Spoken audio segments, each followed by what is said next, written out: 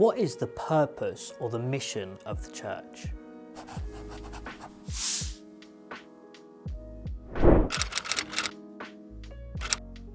We live in what is often called the post-industrial era, which means that we live off the back of the industrialization of everything, where any object that we have around us, we want it to have a use or a purpose. Now, obviously, this isn't necessarily a bad thing, but there are some things in this world that just need to exist and don't necessarily need to have a particular purpose in order for them to be valuable.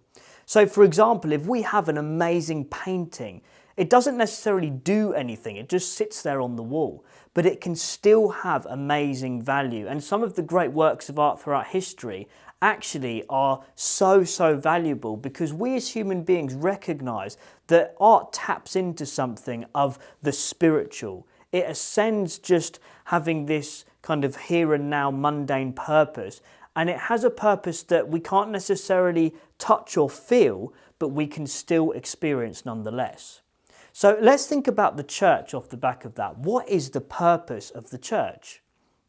We hear phrases a lot like, we are a church on a mission, or we are a church on the move.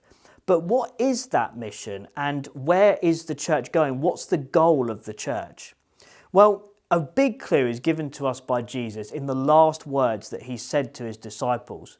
It's often known as the Great Commission, where he says to go, and remember who he's talking to, his disciples that had spent the last 3 years with him, learning from him, his way of living, witnessing the signs and wonders that he had performed, listening to his teaching. So he told his disciples to go and make disciples. So his disciples were to pass on the message that they had heard from him to the rest of the ancient world around them at the time.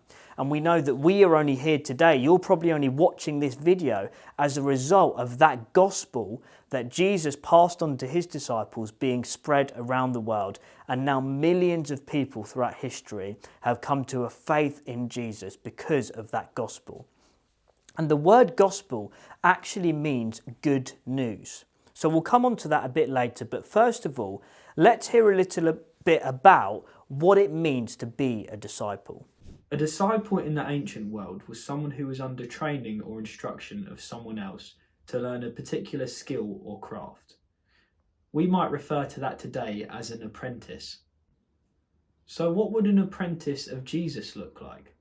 Well, we might say that reading the Bible, meditating on God's word, and talking about the story of God is a good place to start. Other ways we can develop this relationship with God are through praying and worshipping. As we do these things, rather than being something we feel we have to do, we actually want to do them, and they become a life source for us as apprentices of Jesus.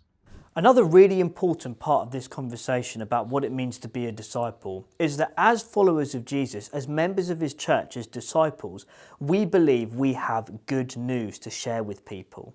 In fact, the word gospel literally means good news. So part of our lives as the church, as disciples of Jesus, is sharing and telling that good news with those around us. In fact, often we actually learn much more ourselves when we pass on or teach things to other people. So it's actually built into our discipleship process to our becoming more like Jesus by telling other people about him. So the definition that we've given for disciple throughout this video is quite wide-ranging, but we can sum it up under two main things. The first part of being a disciple or apprentice of Jesus is forming a personal relationship with him. Now, this can be in our own personal times on our own when we read the Bible and pray and meditate on the word, but also God has made it so that we as people, as we saw in the first week of our Ekklesia series, are to live in a community. So we can actually get to know Jesus together through studying the Bible, through praying together, through walking through maybe even difficult parts of life together. This is when we realize how real the message of Jesus is. And then the second part of what a disciple is also about telling other people about Jesus and what he's done for us, passing on the gospel, the good news, the message that Jesus has entrusted us to do. And it goes back to what we looked at 2 weeks ago, where being a follower of Jesus looks at, sorry, not 2 weeks ago, it's actually last week, where being a follower of Jesus means being a person of the fruit of the Spirit. That we want to be, as a disciple, someone who shows that fruit, that is evident in our lives. And also as the wider church, that we are a group of people who live under the power of the Spirit as disciples or apprentices of Jesus.